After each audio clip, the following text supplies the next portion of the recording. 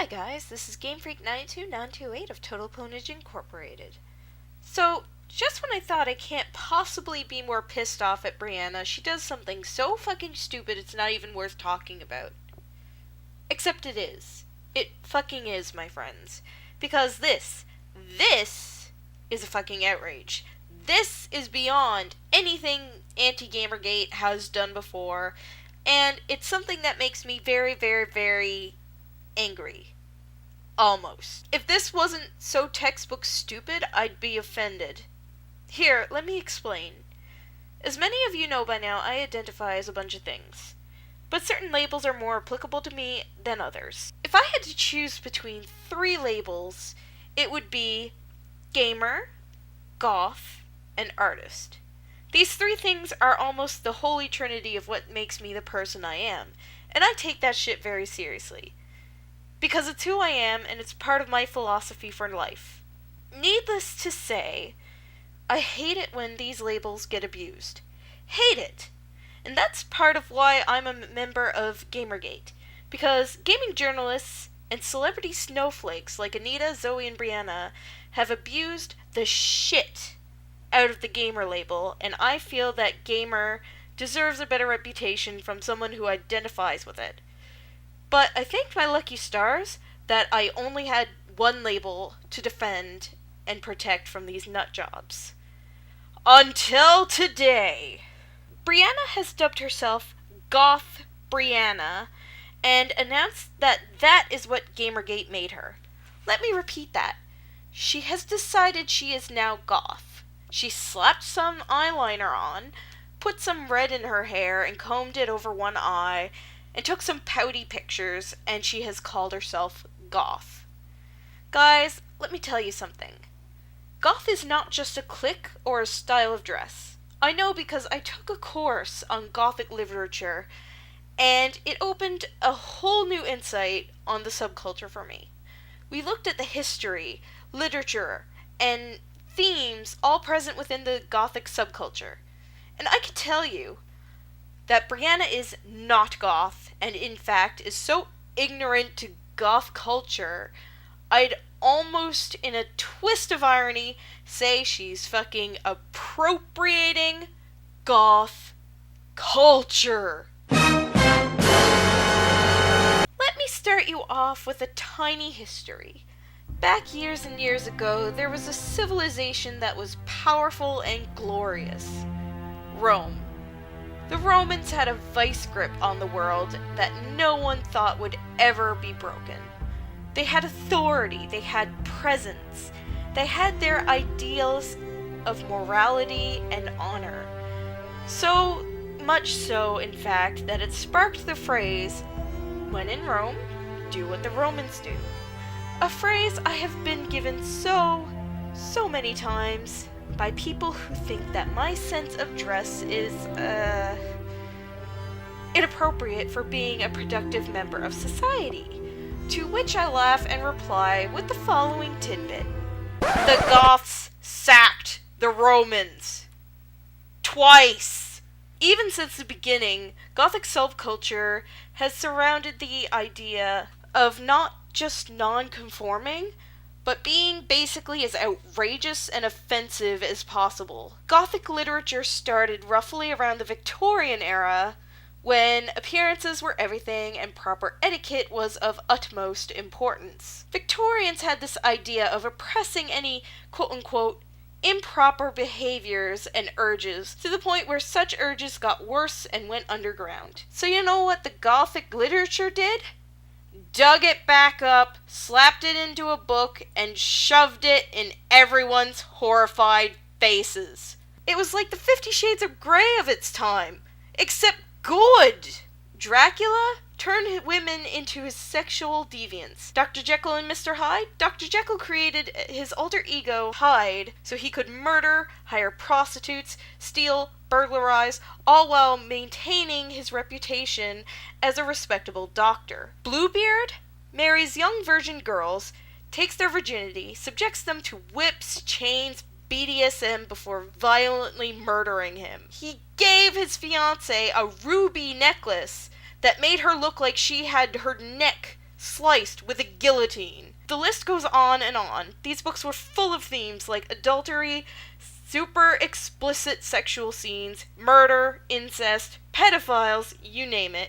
Some sick Victorian person wrote it. One book even went so far as to have a priest rape and murder a woman who was trying to become a nun, only for Satan to tell him she was his half-sister after he made a pact with him to spare his life, which ended up ending a few days anyways, and leaving him damned for eternity. And the point? The point was to shock and disgust, and to make sure that almost every rich middle-class lady said, "Well, I never!" the minute they turned to the first page. Now, the Gothic subculture of today, as far as what we know it to be, is not nearly as insane as that. But think about it. All the ties are there. Refusing to blend in with the mainstream, being visually shocking, being obsessed with morbid themes that would disturb most normal people. And sure, the whole nonconformist thing is pretty much a joke right now. When you hear an actual goth throw around the term nonconformist, they are almost always doing it ironically, because we get the joke. And believe me, nobody laughs at goth people more than goth people. But still, the undertones of nonconformity are there. Sure, we dress very similar depending on what branch of goth you belong to. Yes, there are a lot of branches on the dead tree known as the Gothic subculture. But the fact is, we're different. We dress different and we see things differently. Some people are spooked out by and generally react negatively to the sight of a cemetery, but for Goths, it's a beautiful, peaceful place. Most people, honestly myself included, become really sad or uncomfortable when they think about death. But for most Goths, it's just the opposite of life. It's hard to describe, I guess, but the best way I can put it is that we see beauty and art in things most people just don't. So, interesting lesson, Game Freak, but what does this have to do with Brianna Wu not being goth? Well, the fact that her makeup is shitty and she looks more like an emo kid aside, Brianna Wu's very idea of what she believes in just goes against everything the Gothic subculture embraces. Look at the National Cleavage Day fiasco. Someone posted up a, well, I was gonna say shocking picture, but honestly, I don't find it shocking at all. Maybe I'm just so far into my goth world that very few things shock me anymore. But I digress. Someone posts up a controversial image, she throws a temper tantrum and gets her panties in a twist, and she has them take it down. This is the last thing a goth would do. The whole point of goth is to battle censorship by embracing the shocking, dark, and disturbing things in life that would horrify others. Goths appreciate shocking and evocative things. If Brianna Wu can't handle a pair of not even exposed breasts as a joke, how in the hell is she going to deal with the Gothic subculture at all? Demons, gore, all things macabre?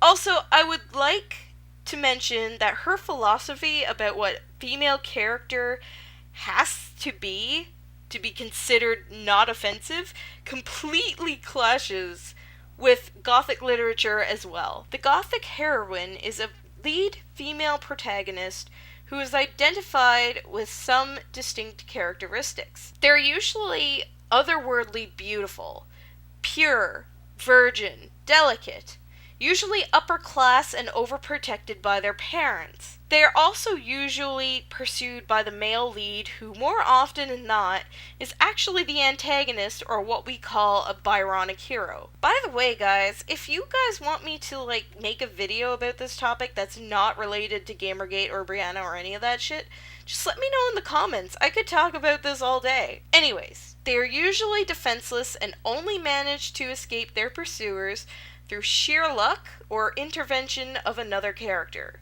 They are also often at least a little clever, but they're also naive, uneducated, and completely oblivious to danger due to their overprotected upbringing. A good example of this is Princess Allura from Trapped. She is falsely accused of murdering her own father, and her only option is to escape to this dark, decrepit mansion while her attendant distracts her pursuers. Upon reaching the mansion, she's afflicted with this demonic curse that gives her the ability to set demonic traps to kill people chasing her. But she is scared, confused, and can only fight by running away and leading her pursuers through the traps due to her weakness stemming from her royal upbringing. She only becomes stronger through her demonic curse and by becoming less and less opposed to killing people, slowly sinking into moral darkness. Basically, the Gothic heroine is weak, helpless, and often needs help escaping a terrible fate such as rape, murder, or worse. And this is everything women like Anita Sarkeesian and Brianna Wu despise in characters, because they can't understand that their cookie-cutter idea of a strong female character doesn't work for every scenario. What's the point of having a dark, brooding, Byronic hero fighting with his own sense of morality if we know that the female lead is not in any sense of danger? There's no sense of suspense. So he might try to hurt her. So what? Either he manages to keep his sanity and doesn't try to hurt her, or she just beats him up. Okay, so where's the danger? If any form of literature would be deemed unacceptable to social justice warriors, it'd be Gothic literature. It's dark, it's offensive, it's shocking, it's basically everything they can't fucking stand. Brianna is not Goth. Not even in the slightest sense. You can't just slap on eyeliner and wear black and call yourself Goth. Remember when I said I'd be offended if this wasn't textbook stupid? Well, I said that because within the Gothic community, doing just that is textbook stupid. We deal with that shit every single day. And the worst thing? Most people think that people like her is what Goth actually is. No! There's so much more to the Gothic subculture than just being dark and broody, listening to Marilyn Manson, and wearing so much white face makeup with black smeared all around your eyes that pandas are demanding their look back. And remember when I said this was cultural appropriation? Well, I honestly find very few cases of supposed quote-unquote cultural appropriation that social justice warriors have brought up to be offensive. None, actually. But I have found cases where people of the quote-unquote minority group have pointed out sad, pathetic, shallow stereotypes about their culture that were shamelessly used to advertise products. And this is offensive to me, not even because of the stereotype thing, which is wrong, but also because it just looks bad. So I went into great depth about what goth subculture really is. Now let's look at Brianna's version. Thick eyeliner? Check. Emo-style haircut with some red? Check. Pouty-faced selfies? Check. Declaring herself as goth, which, believe me, goths do not go around bragging about how goth they are for no reason. Only posers do that. Check. Acting like she's scary or badass? Check. It's a bad, cheap, watered-down stereotype of what goth is, and it's reflecting bad on actual goth people. And while I'm slightly irked, I realize that since goth really isn't a race or anything, or a full culture of its own, because it's actually a European/American subculture, it's not really something that is horrible. But considering SJWs are taking to the internet attacking people for appropriating everything from international culture to feminist culture to fucking otherkin culture, I think it's important we hold them to the standard they insist upon, because that's only fair. To end it off, while Brianna isn't a candidate for being goth, I do have some good news for her. She's a perfect fit for, drumroll please, being an emo kid! She's whiny, always playing the victim, making up problems that aren't really problems, can't take a fucking joke to save her life, and is offended by everything under the sun and think that's everyone else's problem for being offensive and hurtful and not her fault for being, an oversensitive liar with a persecution complex. I mean, she's off to a good start.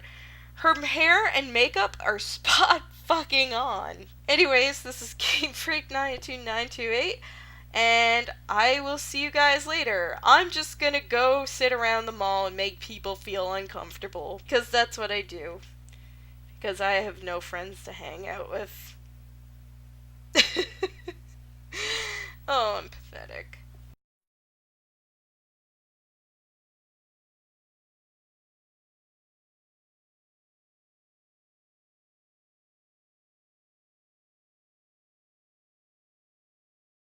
You kids need to all go put your freaking Banana Republic clothes back on right now.